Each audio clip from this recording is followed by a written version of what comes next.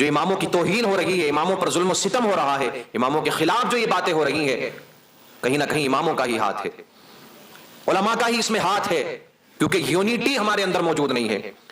اگر امام متحد ہو جائیں، ائمہ کرام متحد ہو جائے تو عوام تو آپ کے پیچھے پیچھے بھاگتی ہوئی نظر آئے گی۔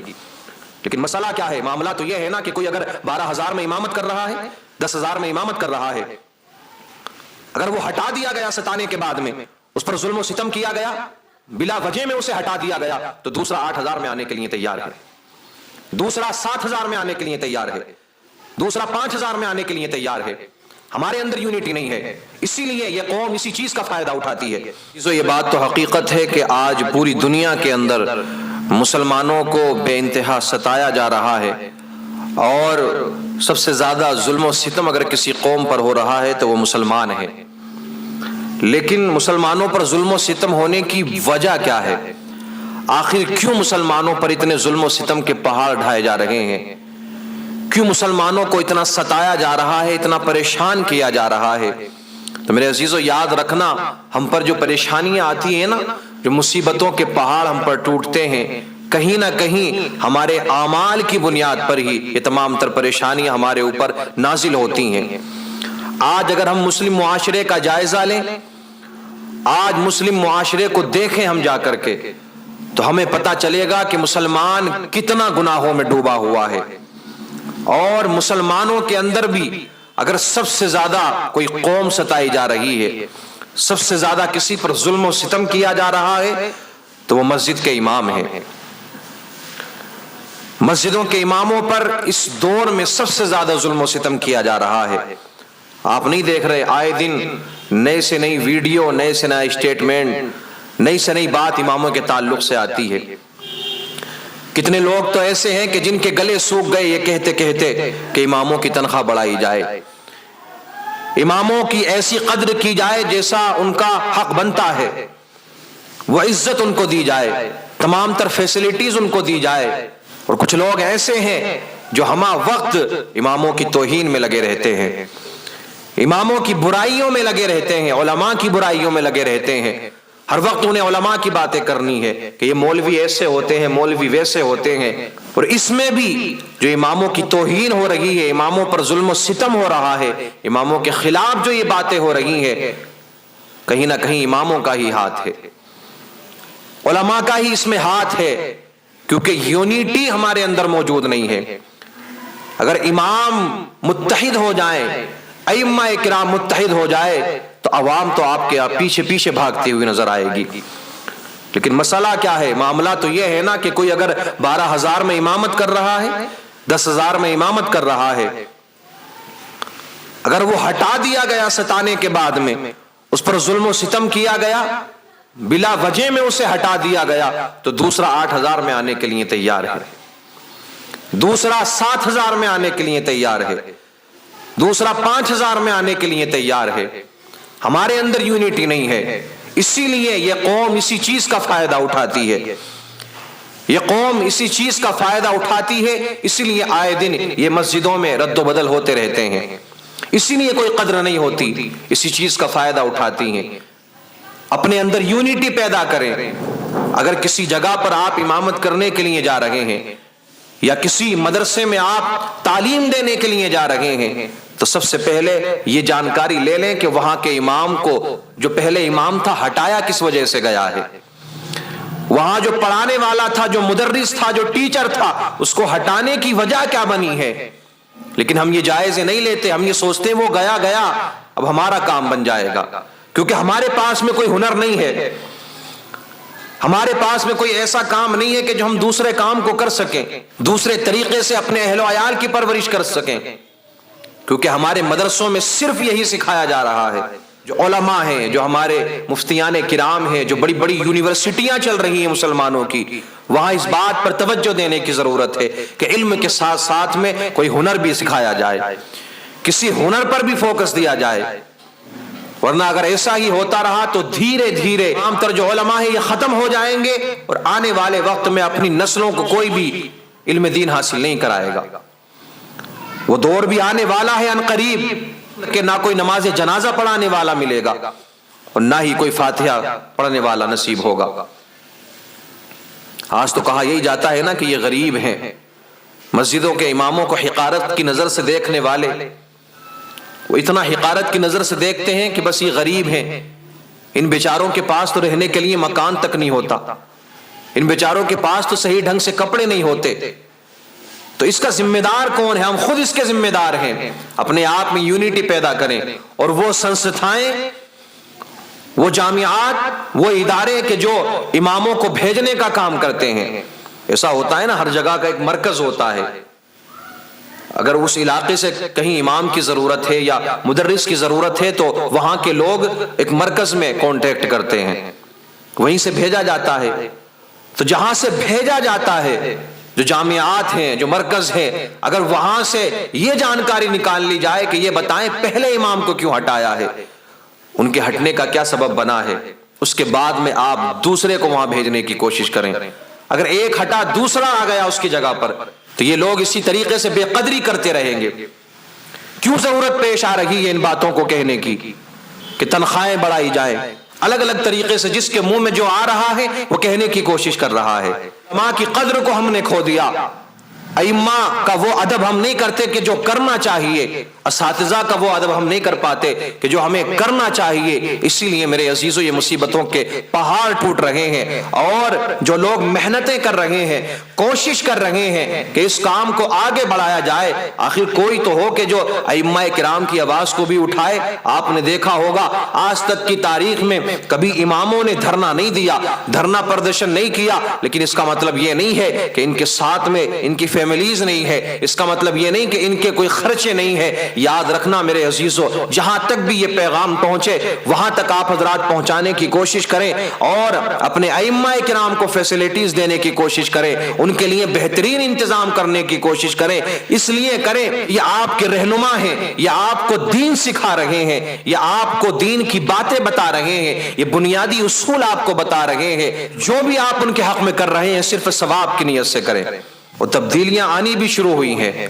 کچھ علاقوں سے خبریں آئی ہیں کہ وہاں پر تنخواہوں کو بڑھا کر کہیں 20,000 کہیں 25,000 کر دیا گیا، اور ساری فیملی کا بھی انتظام کیا گیا ہے. تو تبدیلی صرف ایسے نہیں آئے گی نا، کوششیں کرنی پڑیں گی. اماموں کو متحد ہونا پڑے گا، ایک پلیٹ فارم پہ آنا پڑے گا. ایک چلا جائے دوسرا آ جائے، اس طریقے سے بات نہیں بنے گی. اگر جب تک ہم متحد نہیں ہوں گے، جب تک ہمارے اندر اتحاد نہیں ہوگا، علماء آپس میں اتحاد نہیں کریں گے، یہ عوام اسی طریقے سے اس چیز کا غلط فائدہ اٹھاتی رہے گی. اور یہ بھی سوچ لیں کہ جو ستاتے ہیں، جو ظلم و ستم کرتے ہیں، جو بے وجہ پریشان کرتے ہیں، بات تو ایک یہ ہے نا کہ شریعت کا کیا حکم ہے. شریعت نے ایک قید لگا دی ہے کہ اگر یہ شرائط کسی کے اندر پائے جاتے ہیں تو وہ امام بن سکتا ہے، امام بننے کا اسے حق ہے. لیکن اگر وہ ان شرطوں پر کھرا نہیں اترتا ہے تو ٹھیک ہے، آپ ان کو رخصت کر سکتے ہیں. لیکن آج کل معاملہ کیا ہے کہ یہ اسمارٹ نہیں، یہ خوبصورت نہیں، یہ لمبے نہیں، یہ چوڑے نہیں، ان کا سمجھانے کا طریقہ اچھا نہیں، ان کی فلاں چیز اچھی نہیں ہے، تو یہ کوئی باتیں نہیں ہوتی ہیں. اگر بلا وجہ کسی کو ستاؤ گے، بلا وجہ کسی کو پریشان کرو گے کہ ہاں یہ ہمیں اچھے نہیں لگتے، تو یاد رکھنا قبر میں، آخرت میں اللہ کے سامنے بھی حاضر ہونا ہے. اور ظلم کیا ہے، اگر آپ نے کسی کے اوپر زیادتی کی ہے تو یاد رکھنا ظلم جس پر ہوتا ہے، مظلوموں کے ساتھ میں اللہ رب العزت ہے. اگر مظلوم کے دل سے آہ نکل گئی نا تو آپ کی دنیا و آخرت ختم ہو جائے گی. دنیا و آخرت میں آپ کو نقصان اٹھانا ہے. لیکن ہم نے نظریہ بدل دیا اپنا. ہمارا نظریہ یہ ہے کہ یہ امام جو ہوتے ہیں کہ صرف ان کو ہم نوکروں کی نظر سے دیکھ رہے ہیں، غلام کی نظر سے دیکھ رہے ہیں. امام بھی تو انسان ہوتا ہے نا، بالفرض اس سے کہیں نہ کہیں غلطی ہو جائے. اور غلطی بھی کیسی کہ اذان کا جو ٹائم تھا اس سے 1 منٹ دیر ہو گئی تو اسی میں سوال کرنا شروع کر دی. مصلی پہ 1 یا 2 منٹ دیری سے پہنچے، اسی میں باتیں کرنی شروع کر دی. فاتحہ خوانی میں کہیں پر 1 یا 2 منٹ کی دیری ہو گئی، اسی میں باتیں کرنا شروع کر دی. امام کو حق ہے کہ جو وقت ہے وہ اس سے 5 منٹ اوپر یا نیچے کر سکتا ہے، اس کو اتنا ادھیکار ہے، اس کو اتنا حق ہے. امام کا پھر مطلب ہی کیا ہوا؟ بھئی ٹائم کے جو بندھے ہوئے ہوتے ہیں وہ تو غلام ہوتے ہیں نا، کہ ہاں تم ٹائم کے پابند ہو، تمہیں اتنی سیلری دی جائے گی، اتنے پیسے دیے جائیں گے، ورنہ تمہارے پیسوں کو کاٹ لیا جائے گا. کچھ جگہوں پر تو ہم نے یہ نظام بھی دیکھا کہ اگر کہیں پر کوئی امام نہیں پہنچ پایا نماز میں کسی وجہ سے، جماعت کے ساتھ میں نماز نہیں ہو پائی، کوئی زیادہ پریشانی کا معاملہ تھا، تو اب وہ حساب جوڑتے ہیں کہ پورے مہینے میں انہوں نے کتنے وقت کی نماز نہیں پڑھائی، پورے مہینے میں کتنے دن یہ غیر حاضر رہے، پھر وہ ان کی تنخواہیں کاٹتے ہیں۔ تو یہ تو غلام والا سسٹم ہو گیا نا، کہ ہاں آپ نے نوکر رکھا ہوا تھا، اتنے دن وہ کام پہ نہیں آیا، آپ نے اس کی تنخواہ کاٹ لی۔ پھر امام میں اور غلام میں فرق ہی کہاں رہ گیا؟ آپ نے تو غلام بنا دیا اس کو، 10-5 ہزار دے کر یہ سوچتے ہیں کہ بہت بڑا احسان کر رہے ہیں ہم ان کے اوپر، ہم نے انہیں بہت بڑی دولت دے دی ہے۔ اور یاد رکھنا، یہ جو تیرے بچوں کو پڑھا رہا ہے نا، یہ ہر وقت جو تیری خدمت میں حاضر ہے، اس کے 1 منٹ کا بھی تو بدلہ نہیں دے سکتا ہے۔ تیرے بچے کو جو اس نے تعلیم حاصل کرائی ہے، بسم اللہ کی با پڑھائی ہے، اس نے ساری زندگی کی دولت بھی اپنی تو اکٹھی کر کے امام کے قدموں میں لا کر کے رکھ دے گا، تو بھی حق ادا نہیں ہوگا۔